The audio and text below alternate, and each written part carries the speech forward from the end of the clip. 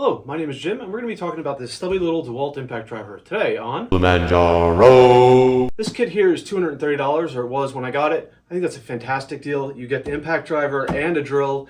It's a hammer drill, it's a pretty nice drill, and you get two of the 1.7 amp hour 20 volt power stack batteries. So I think that's a fantastic deal. The other thing you get in the box is this little bag. You get some instruction booklets, and you get two belt clips, one for each.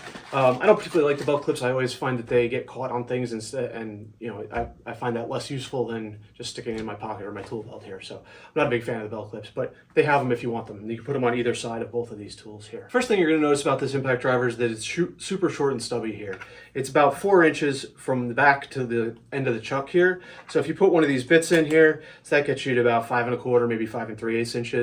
So it's still a lot, really, you know, you can get it in really compact places here.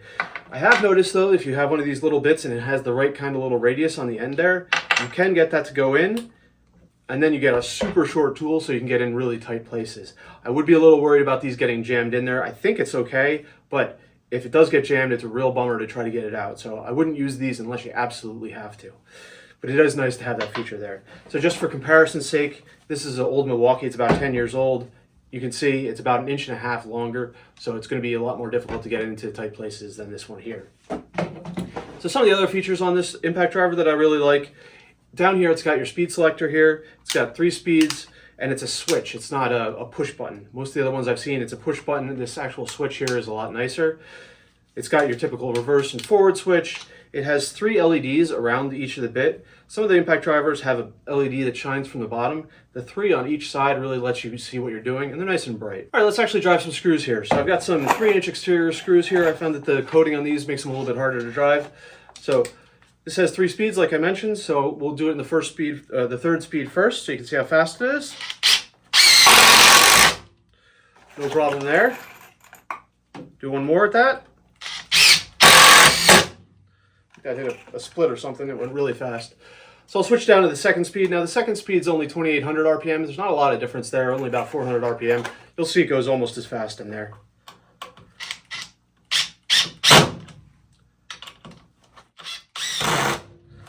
That screw head's screwed up though. There's a piece of junk in there, so I can't get it to seat.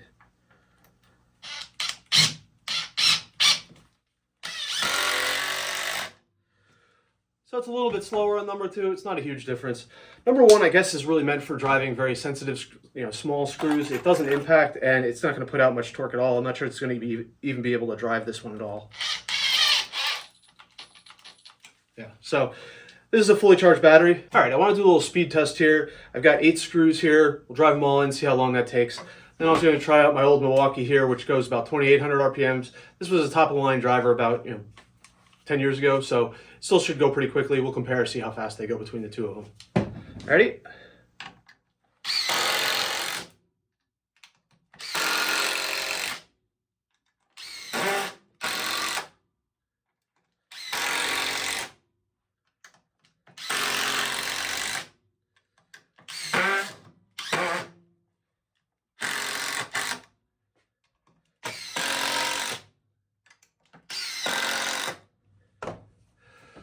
All right, so that only took 20-30 seconds. I'll put the actual time up on the screen here. I'm going to pull them all out and try them again with the Milwaukee over here.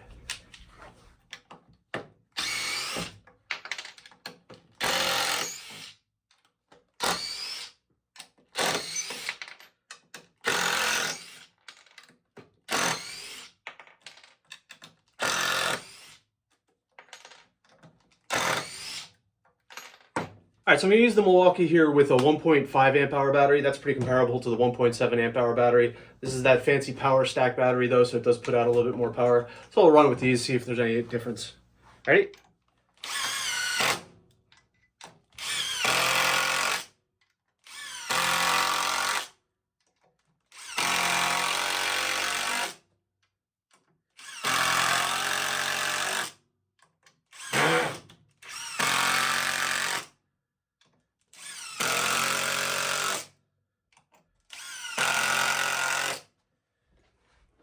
All right, Alright, so this definitely is slower. I do think this battery doesn't put out really enough power. It's not the newest battery, so that might be part of the issue.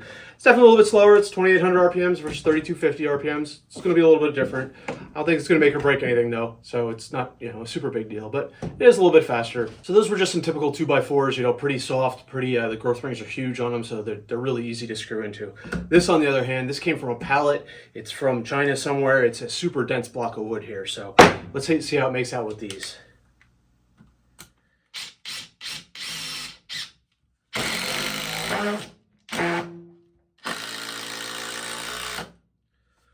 So you can see it starts to impact a little bit sooner. I have a little hard time keeping it in there. I don't like to use Phillips heads anymore. I much prefer using Torx or Robertson screws. I find them a lot more difficult to strip out. But it does have no problem driving in with those. I did notice I had some other screws. It was a different brand than these. They're only 2 inches long, and it would snap the head off before it was able to drive them all in here. So this is a super hard piece of wood. I'll do one more for you just so you can see how it goes.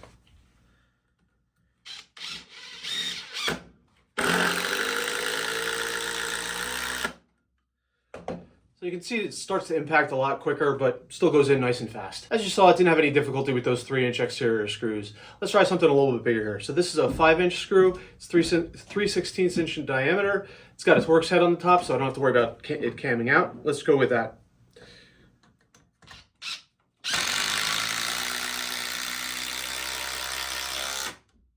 No problem whatsoever. So next up here, I want to switch over to something even bigger. This is a 1/4 inch bolt, also 5 inches long. We'll see how it goes with that one.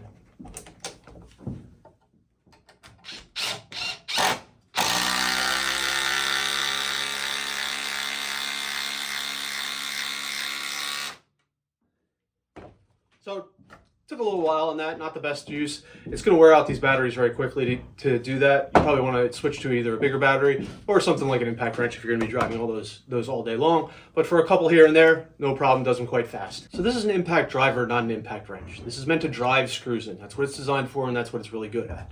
It's not an impact wrench. It's not meant to torque bolts down. It's not meant to take bolts out. However, it does put out a good amount of torque, and I know a lot of people are going to end up using it to take bolts out, and they might be frustrated that it's not taking out the bolts on the lug nuts on their car or something like that. It's rated at 1,825 inch-pounds. That's about 150 foot-pounds. So let's see how much it can actually take out. So I've got a little bolt here. I'm going to take that. Let's say it's just in a hunk of steel here. I'm going to take it with my torque wrench. First, we'll torque it up to about 80 foot-pounds, see if we can get it out, then 90, and then 100 until it can't be able to get it out anymore.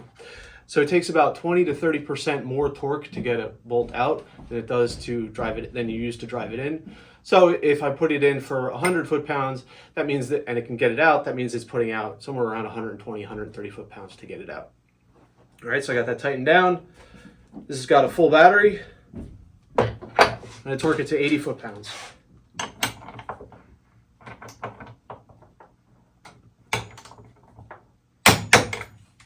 Okay. Now it's a good idea to use an impact socket with one of these impact drivers. These plain chrome sockets, they can shatter and they can cause problems, particularly if you don't have your safety glasses on. Now one thing to keep in mind is this only has a 1/4 inch drive on the end. Most impact wrenches is going to have a 3/8 square or a 1/2 inch square.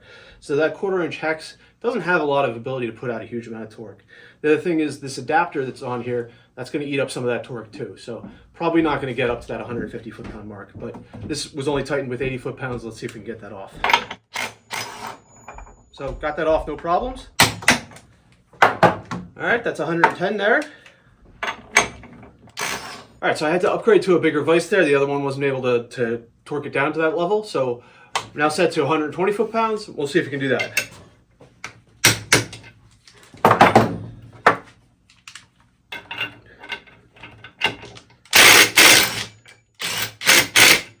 All right, so it's starting to have a little bit of difficulty, but it's still able to do it. We'll go up to 130.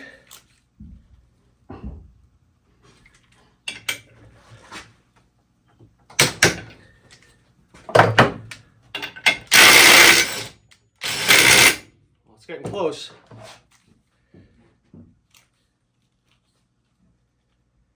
All right, that's 140.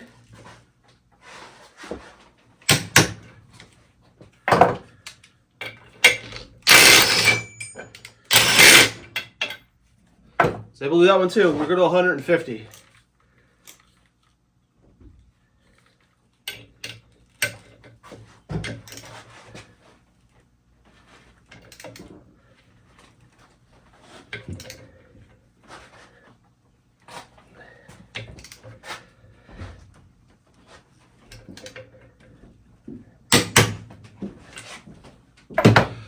got it there, but by the amount that I was pulling on that, I think I'm yielding this bolt. This is a grade 8 bolt, but I think I'm starting to yield it at 150 foot-pounds. All right, so I was able to undo a bolt at 150 foot-pounds. Let's take a look here, see if this is starting to stretch. Bolt looks fine. At 150 foot-pounds, I was able to undo it, so it's probably putting out more than it's actually rated for. It's rated around 150 foot-pounds, probably was putting out more like 170 foot-pounds to be able to get that bolt out. Now I'll say though, to try to get a lug nut off a car, you may, lug nuts, at least on my car, they're torqued to 140 foot-pounds.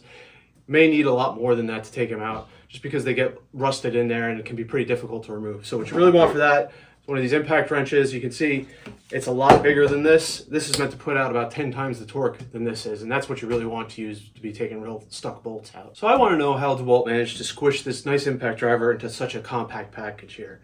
One thing I'll notice is it's not actually any lighter. Without the battery, it weighs about the same as this Milwaukee or this Rigid. They're right around 900 grams, a little bit more. So it's not that they saved weight, they just made it a lot shorter this way. So I'm wondering if they ended up moving a lot of stuff down into here. It's a little hard though, because most of the stuff really needs to be right in the axis of rotation here. So you've got your gearbox in the front, and your hammer and your anvil, then you have the motor itself, and then you need a cooling fan here. So I suspect they shrunk everything, but I'm gonna take it apart and see what it looks like. You can see here's this Milwaukee one, like I've mentioned before. It's quite a bit bigger, same with this Dewalt, this Rigid one. Even this Bosch one, which is only a 12-volt one, is still quite a bit longer than this one here. So let's pull it apart, see if there's anything interesting inside to see how they were able to get it to be so short.